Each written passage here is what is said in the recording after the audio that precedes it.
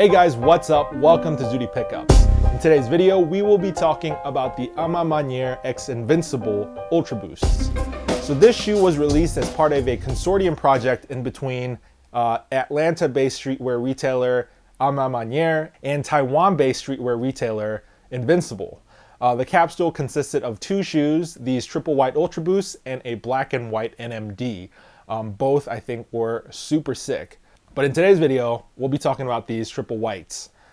So it's hard to believe, but the Ultraboost silhouette is almost 3 years old now, and there has been multiple releases, more than I can count, in pretty much like every different colorway, every different knit pattern, every different cage configuration with like a ton of different collaboration partners. I mean, essentially, if you can imagine it, it's been probably done as the Ultraboost at this point. However, that being said, you know, after like the 1.0s, like I really haven't been able to find an Ultraboost that I really like, but I saw the pictures of these when they first were announced like a couple of weeks ago, and I was like, damn, that's it. This is the holy grail Ultraboost I've been waiting for this entire time. So when these came out, I picked them right up, and here they are. So what makes these Ultraboosts so great? I gotta say, it's just kind of like the overall execution and the colorway. It's a true triple white, and I don't think there's been a lot of like true triple white Ultraboosts where literally everything is all white. The only thing I can really think of is like the J&D Collective Ultraboost 1.0, but that thing was like a long time ago, and it's impossible to get now. So let's talk about the Primeknit on this this pair of Ultraboosts. Maniére's website claims that this is like a cashmere merino luminescent Primeknit. So essentially, I thought that because of the whole like cashmere and merino part, it might be kind of like a winter wool type Ultraboost that's a little warmer. But now that I've had these for a couple of days, I can report to you that it is definitely not any warmer. It just feels exactly like a normal Ultraboost in terms of like warmth. It's not any thicker or it's not any thinner either. However, the difference is that it feels extremely soft to the hand. You can definitely tell that the quality of yarn used in this Primeknit is definitely higher than what you would get on your regular run-of-the-mill Ultraboosts. Also, the whole luminescent thing, I thought that might mean glow in the dark, but it does not glow in the dark. So maybe that means it reacts to black lights or something like that. Maybe some parts of the shoe shine green under a black light. Unfortunately, I don't have a black light, so I cannot confirm.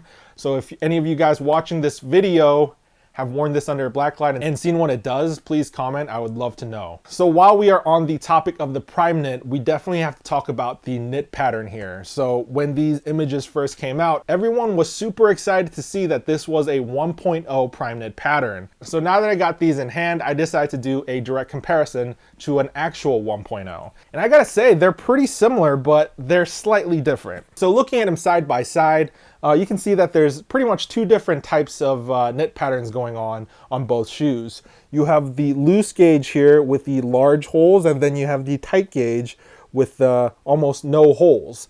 The loose gauge is a lot more stretchier, and you can see on the Maniére's, the loose gauge knit pattern is on the outside, and the tight knit pattern is on the inside of the arrowhead.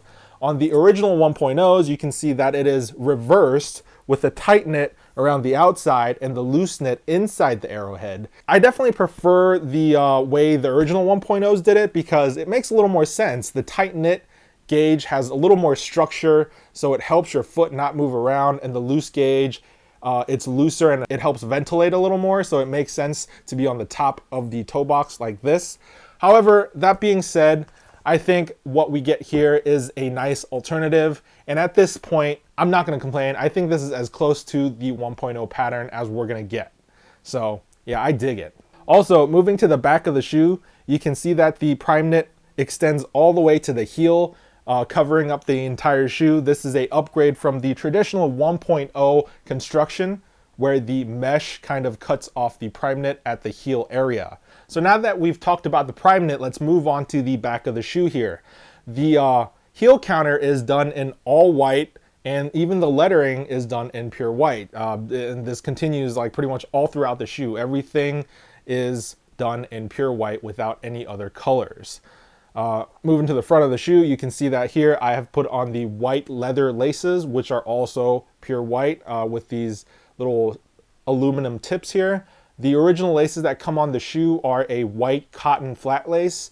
Those look nice, but I thought these leather laces would look better against the backdrop of this leather tongue right here that is right next to it. The tongue is bound in this very premium leather that has this awesome supple feel to it, and it is accented with a consortium tab with the famous hole punch. The consortium tab on the left side says Maniére, and the consortium tab on the right side has the Invincible logo on it. Speaking of co-branding, moving to the inside of the shoe onto the soles, you can see that you have some co-branded insoles, one with the Maniére branding and the other with the Invincible branding. One thing that's kind of hard to see on camera but is there is this all over consortium pattern that is printed white on the insole. So it's a kind of a tonal print, and you have to kind of catch the light properly to see it, but it is definitely all over there. So that is also a nice little touch of detail. Moving to the outside of the shoe, you can see that you have your pure white boost, nothing to really talk about there, and the pure white outsole. I've obviously worn these a couple of times, so they're a little dirty, but when I first got them, I promise you they were optical white, just beautiful. Even the torsion system and the plastic hardware on the medial side, it's all done in white plastic to not break the consistency of color. I love that they actually did that with these. So that pretty much covers like all the features of the shoe. Let's talk about fit and comfort. So one thing you noticed on the shoe is that it does not have a cage. When the Ultraboost 1.0s first came out, a lot of people were saying that they didn't like the cage, and they were doing customs where they ripped the cage off and just had the heel cup and essentially like a Primeknit booty. They were kind of disappointed when Adidas announced their official uncaged Ultraboost, and it wasn't this shoe without the cage. It was more or less like a totally different shoe with like a weird sock liner, ankle sock thing, and people were not a huge fan of that. So I think what Adidas Running had in mind though was like for this shoe, in its core, it's a running shoe. It's not a fashion shoe, and they wanted performance to be the #1 consideration. And when you run, you need that midfoot stability. So they couldn't just like get rid of the cage and sell the shoe. They knew that it wouldn't perform as well. So what's going on here? It looks like that's exactly what they did, but no, that is incorrect. So as soon as I got this shoe, I looked on the inside here, and what they did was they moved the cage from the outside to the inside of the shoe. Instead of having the plastic cage that wraps the shoe on the midfoot section, they have this thick fuse overlay kind of attach the inside of the Primeknit on either side of the midfoot, and it provides that structure and lockdown. The laces go through those holes, and when you tighten it down, it really helps hug that midfoot area, giving you a lot of stability when you wear the shoe.